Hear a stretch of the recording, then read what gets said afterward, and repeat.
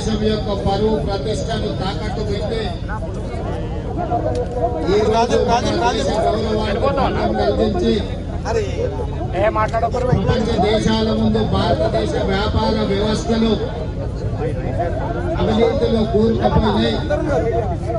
ఈ దేశంలో అనుమతులు తీసుకోవాలన్నా, ఈ దేశంలో వ్యాపారాలు చేయాలన్నా లంచాలు ఇవ్వాల్సిన పరిస్థితి వచ్చింది అని చెప్పి 75 సంవత్సరాలు కాంగ్రెస్ పార్టీ కష్టపడి ఈ దేశం యొక్క ప్రతిష్టను పెంపొందిస్తే అదాని ప్రధాని ఇద్దరు కలిసి ప్రపంచం ముందు మన పరువు తీసింది. దీనికి సంబంధించి అమెరికా దేశంలో foreign corruption practice act FCPA చట్ట ప్రకారం అమెరికాకు సంబంధించిన సంస్థలతో పాటు అదాని వ్యాపార సంస్థలు లంచాలు ఇవ్వజూపి లంచాలు ఇచ్చిండ్రు, చట్ట ప్రకారం చర్యలు తీసుకోమని అమెరికన్ విచారణ సంస్థ FBI నివేదికలు ఇవ్వడమే కాకుండా అక్కడ చర్యలు చేపట్టడానికి అక్కడి ప్రభుత్వం కూరుకున్నది. ఆ సందర్భంలో దేశ పరువును ప్రతిష్టను మంటగలిపిన అదాని మీద విచారణ జరగాలి. ఈ విచారణ జాయింట్ పార్లమెంటరీ కమిటీ నేతృత్వం వహించాలి అని కాంగ్రెస్ పార్టీ అధ్యక్షుడు మల్లికార్జున్ ఖర్గే గారు, లోక్సభలో ప్రధాన ప్రతిపక్ష నాయకుడు శ్రీ రాహుల్ గాంధీ గారు డిమాండ్ చేయడమే కాకుండా లోక్సభ రాజ్యసభలో ఈ అంశాన్ని ప్రస్తావించి ప్రధానమంత్రిని భారత ప్రభుత్వాన్ని నిలదీసి అడిగిన కడిగిన ప్రధానమంత్రి నిమ్మకు నీరెత్తినట్టు ఉండడమే కాకుండా ఈ అంశం మీద మాట్లాడడానికి కూడా వారు ముందుకు రావడం లేదు. విధి లేని పరిస్థితుల్లో, తప్పని పరిస్థితుల్లో ప్రధాన ప్రతిపక్ష పార్టీ కాంగ్రెస్ పార్టీ లోక్సభ ప్రధాన ప్రతిపక్ష నాయకుడు రాహుల్ గాంధీ గారు ఈరోజు దేశవ్యాప్తంగా రాజ్భవన్ లో ముట్టడి కార్యక్రమానికి పిలుపునివ్వడం జరిగింది. దేశవ్యాప్తంగా రాజ్భవన్ లో ముట్టడి కార్యక్రమంలో భాగంగా తెలంగాణ కాంగ్రెస్ పార్టీ పిసిసి అధ్యక్షుడు మహేష్ కుమార్ గౌడ్ గారి నాయకత్వంలో తెలంగాణ రాజ్భవన్ ముట్టడి కార్యక్రమాన్ని తీసుకొని ఈ రోజు ఉప ముఖ్యమంత్రి వర్యులు బట్టి విక్రమార్క గారు, ఏఐసిసి ఇన్ఛార్జ్ దీపాదాస్ మున్సీ గారు, మిగతా మంత్రివర్గ సహచరులు, పార్లమెంట్ సభ్యులు, శాసన మండలి సభ్యులు, శాసనసభ్యులు, గ్రేటర్ హైదరాబాద్ మేయర్ తో పాటు కార్పొరేటర్లు, ఇతర ముఖ్యమైన నాయకులు వేలాది మంది ఈరోజు ఏఐసిసి పిలుపు మేరకు రాజ్భవన్ ముట్టడి కార్యక్రమంలో పాల్గొనడం జరిగింది. రాజ్భవన్ కూతబెట్టు దూరంలో హైదరాబాద్ పోలీసులు మనల్ని అడ్డుకోవడంతో ఈ రోజు ఈ రోడ్డు మీదనే మన నిరసన కార్యక్రమాన్ని తెలియజెప్పాల్సిన పరిస్థితి వచ్చింది. ఈరోజు చాలా మంది అనుకుంటున్నారు, మీడియా మిత్రులు, తెలంగాణ రాష్ట్ర ముఖ్యమంత్రి అయిన రేవంత్ రెడ్డి, ఉప ముఖ్యమంత్రి గారు, మంత్రివర్గ సహచరులు ప్రభుత్వమే ధర్నాలో కూర్చోవడం ఏంది అని. కొంతమందికి ఈరోజు మేము తెలుపుతున్న నిరసన నచ్చకపోవచ్చు, కొంతమందికి కడుపులో కొంచెం నొప్పి లేవచ్చు.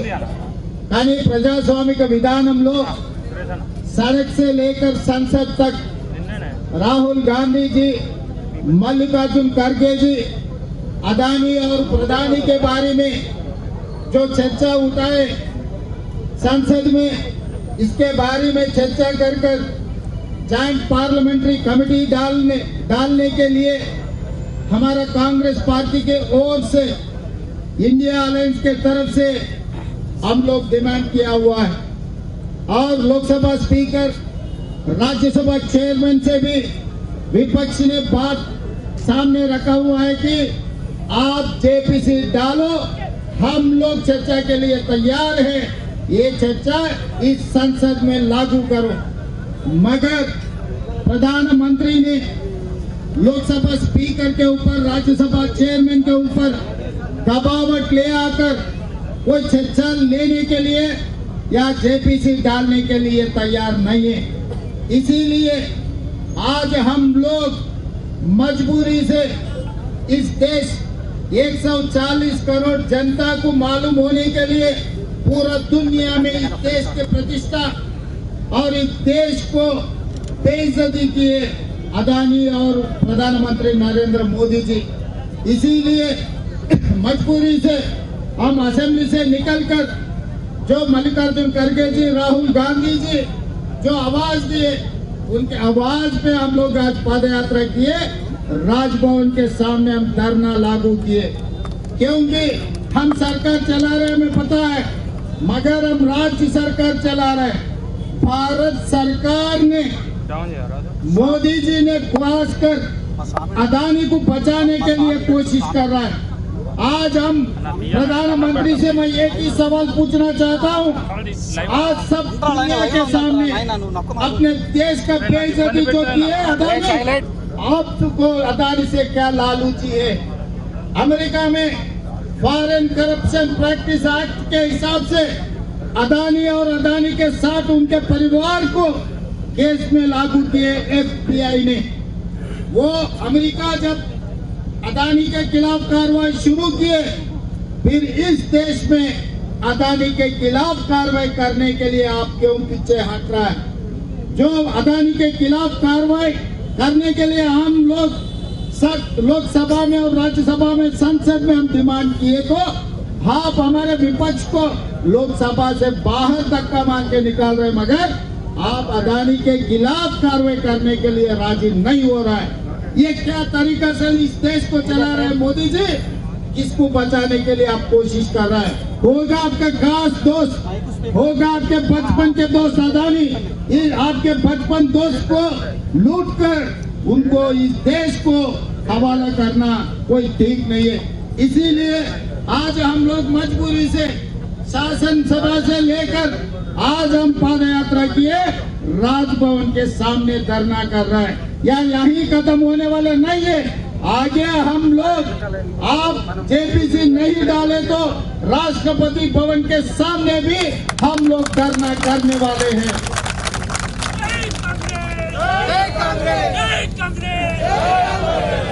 क्योंकि गणतंत्र राज्य में सड़क से लेकर संसद तक लड़ना सिखाए गांधी जी ने। हम महात्मा गांधी जी के वारिस हैं। इसीलिए डेमोक्रेटिक फोरम में, हर फोरम में हम लोग धरना करने के लिए, ये इनके ऊपर जो कार्रवाई करवाने के लिए हम लोग कोशिश कर रहे हैं, मगर प्रधानमंत्री जी राजी नहीं है। क्योंकि अगर जेपीसी डाले, अगर कार्रवाई शुरू किए तो अदानी बाहर रहने वाले नहीं है, वो जेल पे बैठने वाले हैं, तिहाड़ जेल को जाने वाले हैं। तो इसीलिए उनके खास दोस्त को बचाने के लिए प्रधानमंत्री आज कोशिश कर रहा है। इसीलिए आज विपक्ष ने, खासकर कांग्रेस पार्टी, मल्लिकार्जुन खड़गे जी नेतृत्व और राहुल गांधी जी के नेतृत्व में ये ऐलान किया, पूरा देश में हर राज्य में राजभवन के सामने धरना करने के लिए। इसीलिए हम लोग सब यहाँ पर हाजिर हुए। मोदी जी, जज्बाती में मत जाओ। आप जज्बाती में जाने से अदानी को कोई बचाने वाला नहीं है। यहाँ नहीं है तो अमेरिका में उनको कैसा भी वहाँ पर फांसी लगने वाले हैं। क्योंकि अमेरिका में जितना फॉरेन करप्शन प्रैक्टिस एक्ट है, वो हिसाब से ये बचने वाले नहीं है। इसीलिए अपने आदमी को अमेरिका जेल को भेजना चाह रहे हैं, नहीं तो आपके भाई को तिहाड़ जेल में बिठाना चाह रहे हैं। दो ही रास्ता है आपके सामने, एक अदानी अमेरिका जेल में बैठने का आप मौका देंगे, नहीं तो अदानी को तिहाड़ जेल में बिठाने के लिए आप कोशिश करेंगे। ये दो रास्ता के अलावा आपको कोई रास्ता ही नहीं। इसीलिए आज कांग्रेस पार्टी आपसे डिमांड कर रहा है, तुरंत जेपीसी डालो।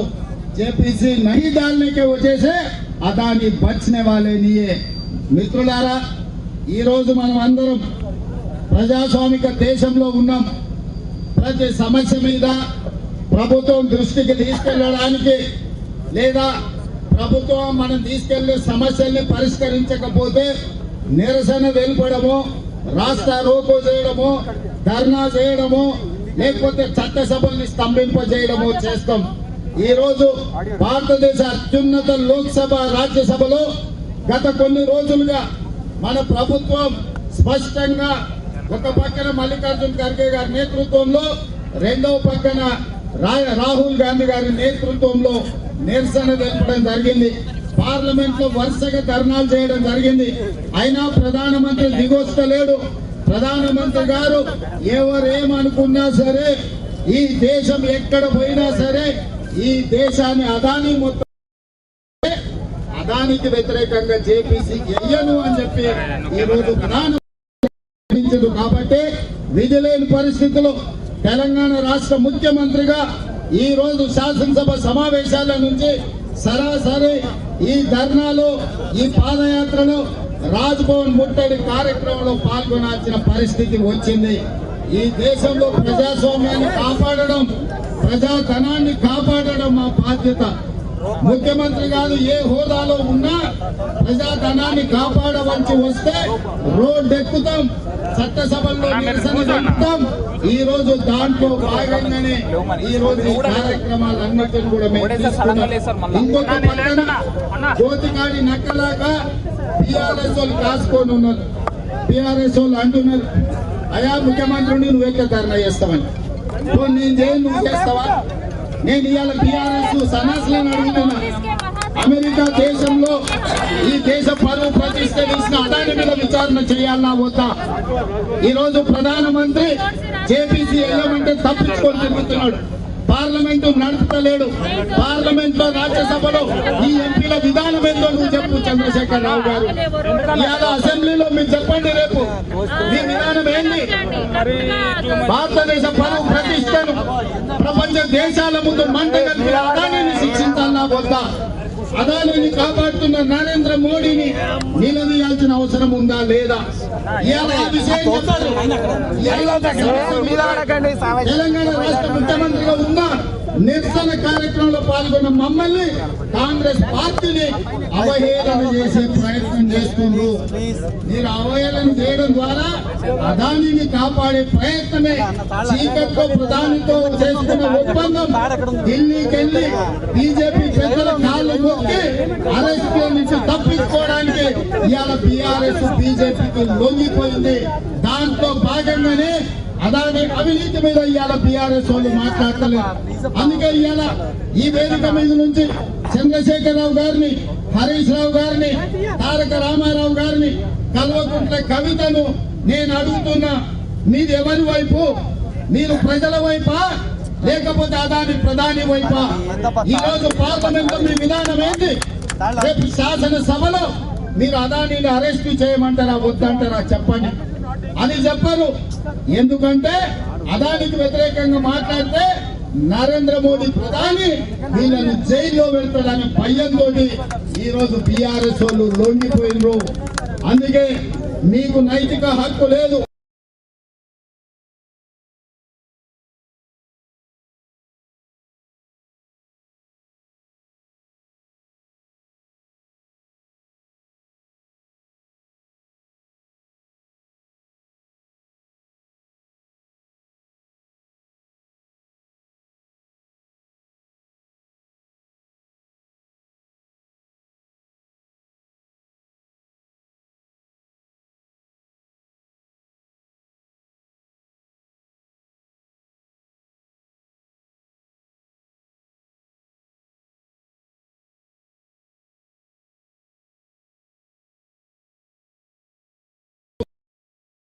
తెలంగాణ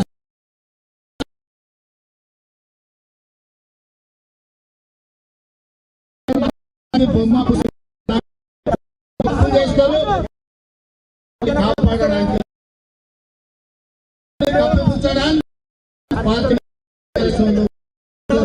మీరు ట్విట్టర్ లో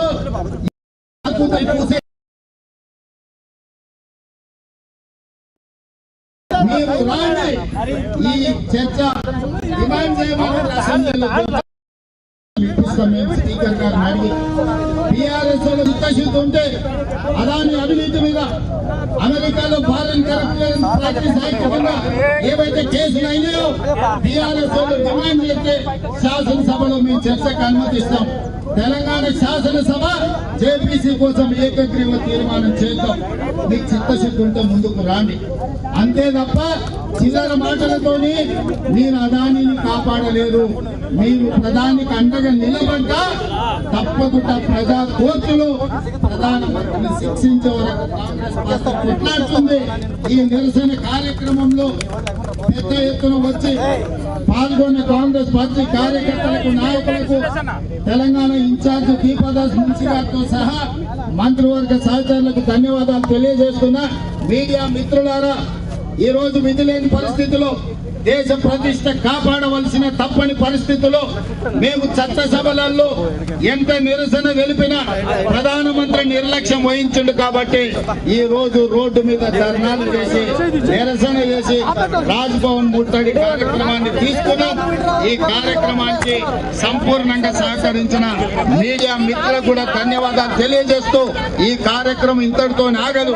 ప్రధానమంత్రి గారు ముందుకొచ్చి జేపీసీ వేయకపోతే తొందరలోనే రాష్ట్రపతి భవన్ కూడా ముట్టడి కార్యక్రమాన్ని కాంగ్రెస్ పార్టీ తీసుకుంటుందని తెలియజేస్తూ మీ అందరి దగ్గర సెలవు తీసుకుంటున్నా.